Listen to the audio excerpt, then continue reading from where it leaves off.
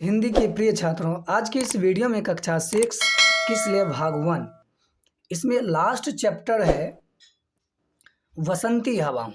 इसका आपका सारा का सारा संपूर्ण प्रश्न उत्तर आपको बताएंगे। आप मेरे साथ बने रहिएगा, ठीक है। और जो इसका लेखक जो है कौन है बाबू? केदारनाथ अग्रवाल। कौन है इसका लेखक? केदारनाथ अग्रवाल है, ठीक है। तो ध्यान से समझेंगे और सीखेंगे। कोई तरह का दिक्कत हो तो कमेंट बॉक्स में जरूर लिखिएगा, ठीक है। ध्यान दीजिएगा। पहला है कि वसंती हवा ने अपने आप को दूसरे मुसाफिरों से अलग क्यों बताया? अलग क्यों बताया? ध्यान दीजिएगा। मुसाफिर जिसकी कोई मंजिल नहीं है, जिसकी कोई मंजिल नहीं है, कोई रास्ता नहीं है, वसंती हवा कहलाती है। कौन सी बाबू? वसंती हवा कहते हैं। उसको क्या कहते हैं बाबू? वसंती हवा कहते हैं। जिधर चाहती है उधर घूमती है, ठीक है। ध्यान दीजिएगा। आमतौर पर एक मुसाफिर का अपना एक गंतव्य स्थान होता है। गंतव्य क्या होता है बाबू? स्थान होता है जहाँ उसे पहुँचना होता है। फिर अपने स्थान तक पहुँचने का उसका एक निर्धारित मार्ग होता है, समय होता है। पर बसंती हवा के सफर का कोई मार्ग नहीं होता है, कोई मार्ग नहीं होता, कोई मार्ग नहीं है, कोई अंत। इसीलिए वसंती हवा ने अपने आप को अन्य मुसाफिरों से अलग माना है। अन्य मुसाफिरों से क्या माना बाबू? अलग माना है। आपका ये पहला प्रश्न आपको बता चुके हैं, ठीक है। अब उसके बाद दूसरा को आपको अच्छी ढंग से बताएंगे, सिखाएंगे। आप मेरे साथ बने रहिएगा।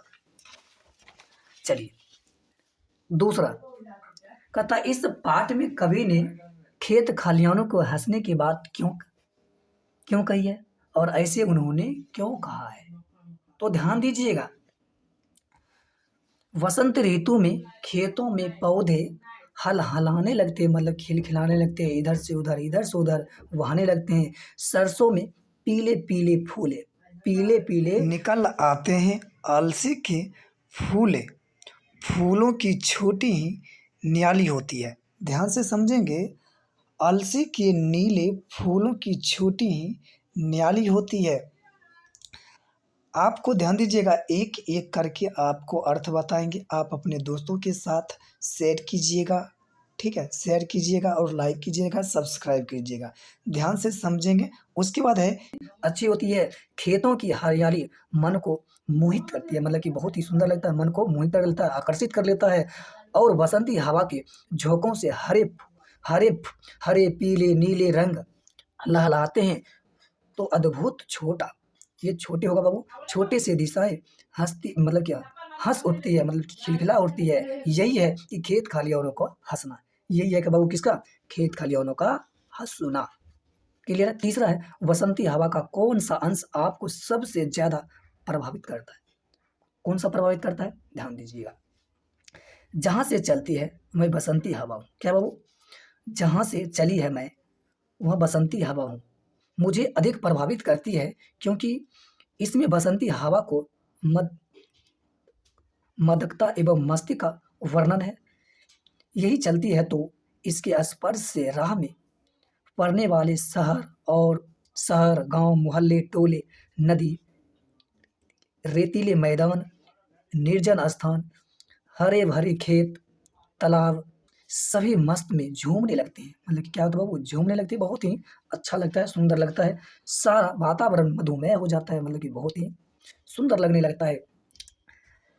वसंती हवा के स्पर्श से ही सारी दृष्टि नव नव चेतना का संचार हो गया है।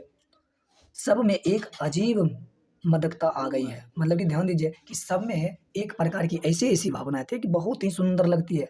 अजीब मदकता आ गई है, मतलब कि आपको फूलों में, नहीं, तालाबों में, आपको हर एक चीज में देखने को बहुत ही देखने को मिलेगा। बहुत ही सुंदर लगता है, ठीक है। अगला देखते हैं। चौथा है कि खरी देख असली लिए शीशा कलसी की सुंदरता को स्पष्ट कीजिए। ध्यान दीजिएगा। अब ये क्या होता है कि वसंती हवा बड़ी ही बेफिक्र, निडर, बावली और मस्त मौला है। क्या बाबू? मस्त मौला है। वह एक पकवर फक्कर मुसाफिर की तरह कभी इस पेड़ कभी इस पेड़, कभी उस पेड़, तो कभी खेतों में, कभी अटखेलियों करती हुई फिरती है। मतलब कहने का तात्पर्य कभी इधर, कभी उधर, कभी उधर, कभी इधर बहती रहती है। ठीक है, आपका पूरा का पूरा हिंदी आपको अर्थ बता चुके हैं और प्रश्न उत्तर भी बताएँ। आप मेरे साथ बने रहिएगा, ठीक है। उसके बाद ये सारा का सारा संपूर्ण जो है प्रश्न उत्तर बता चुके हैं। अगर आपको वीडियो अच्छी लगी तो लाइक और सब्सक्राइब और दोस्तों के साथ शेयर ज़रूर करें। धन्यवाद, मिलते हैं अगले वीडियो में।